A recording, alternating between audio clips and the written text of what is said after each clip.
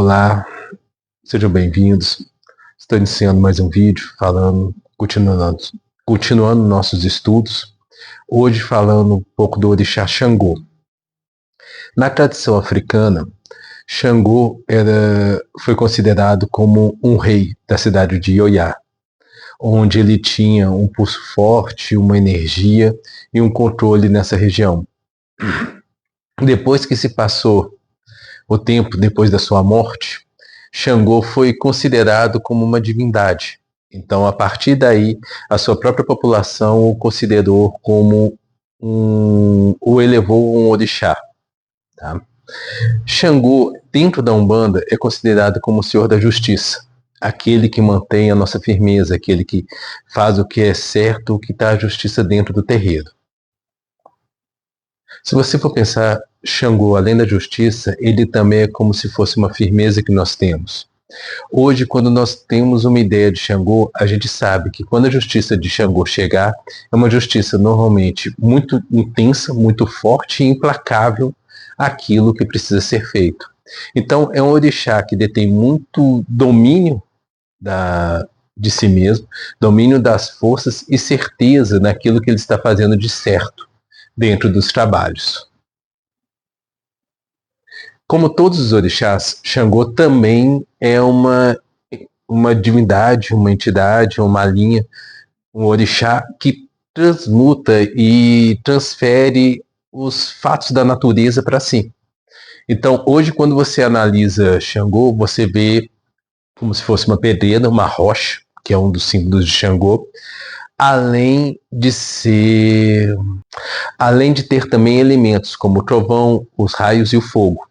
Hoje Xangô é considerado como quem domina e controla esses elementos. Tanto que durante uma agida, por exemplo, se cai um trovão ou um raio ou alguma coisa, as médios já acreditam dentro do terreiro, nas tradições de cada um, acredita que é a justiça de Xangô que está sendo feita naquele local. Xangô também utiliza o machado duplo, chamado Oxê, que ele permite ter um equilíbrio das duas pontas, um equilíbrio dos dois lados. Então, por isso ele utiliza esse machado.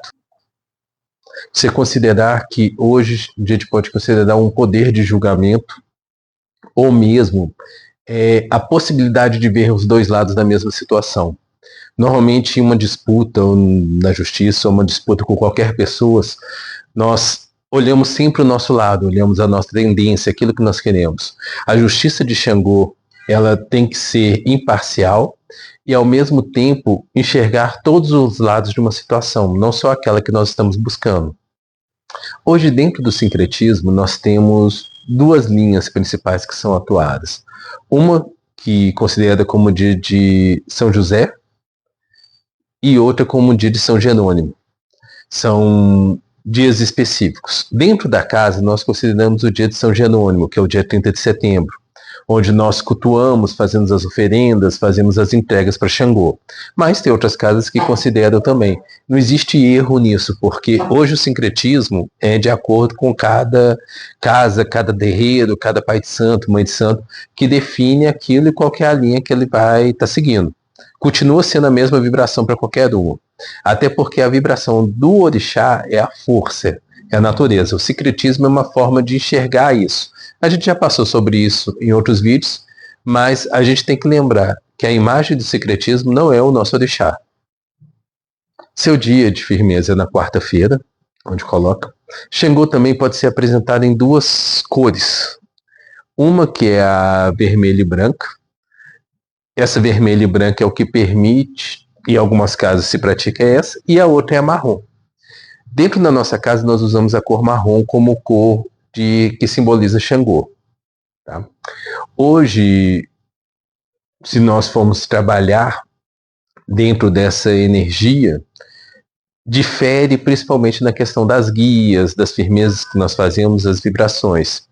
Um dos pratos principais de Xangô é o guisado, que é feito com quiabo, abóbora e cebola, sem temperos, nada que você faz para entrega, para oferecer esse orixá.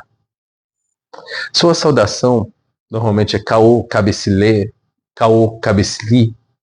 Então, é uma saudação onde nós falamos, salve o rei, salve aquele que não se pode contestar. Então, Os seus filhos normalmente saudam a cabeça e fazem o caô cabecilé. As características dos filhos de Xangô, além do óbvio que é o senso muito forte de justiça, onde eles tentam e sempre enxergam aquela situação e sempre tentam enxergar os lados como mediador às vezes ou como solucionador. Essa questão permite que os filhos do Xangô não tenham medo. Então não tenham medo de enfrentar situações, enfrentar adversidades. Eles enfrentam aquilo e vão atrás da solução para poder resolvê-lo. Costuma ter um temperamento mais forte, mas não forte a nível de ser agressivo, ou não forte a nível de ser briguento.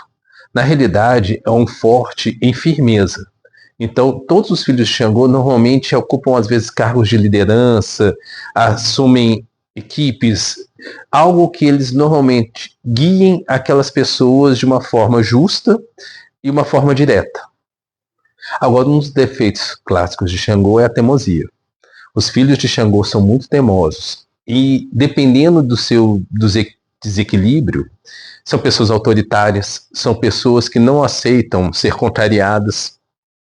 Então, no final, eles acabam se fechando naquilo, é como se o orgulho fosse maior do que o bom senso. Então, nesse momento, é quando a energia não está tão equilibrada junto a essa pessoa. Agora, pensando em características, nós temos que lembrar que hoje todos nós temos pais e mães de cabeça nos orixás, mas não quer dizer que nós temos a presença ou que a gente pode usar isso como desculpa. Muitas das vezes a gente também precisa evoluir dentro dos defeitos que nós mesmos temos. Porque às vezes é muito comum, vou jogar essa característica, é a característica do meu orixá. Não. A característica do seu orixá é o que ele traz de forte. Essa outra característica é o desequilíbrio que você tem nessa vibração. Bom, se você for pensar hoje, a Xangô traz firmeza, justiça e vibração para dentro de um terreiro, para dentro dos seus filhos. Então nós devemos imaginar que todo e qualquer trabalho voltado para o Xangô é um trabalho justo e que precisa ser cuidado de forma justa. Então, se hoje você pensar, a justiça de Xangô nunca falha. E quando ela acontece, ela é muito firme e implacável naquilo que precisa. Então, às vezes as pessoas imaginam que, mas eu estou sendo injustiçado. Às vezes a justiça é da outra pessoa. Então, nós temos que imaginar sempre essa questão de que somos e seremos sempre uma comunidade, pessoas, não só um indivíduo. Tá? Isso é importante ressaltar porque durante os nossos estudos, várias características de vários orixás vão aparecer. E essas características precisam ser levadas em conta, mas ao mesmo tempo nós temos que levar em conta que nós estamos nessa Terra num processo evolutivo. E esse processo independe daqueles que estão, das características daqueles que estão nos guiando. Tá? A gente tem que nós temos que puxar o que é positivo e o que é forte dessas entidades, desses orixás. Tá? Espero que ajude, espero que consigam guiar e receber sempre a justiça e a força de Xangô. Caô cabecilé.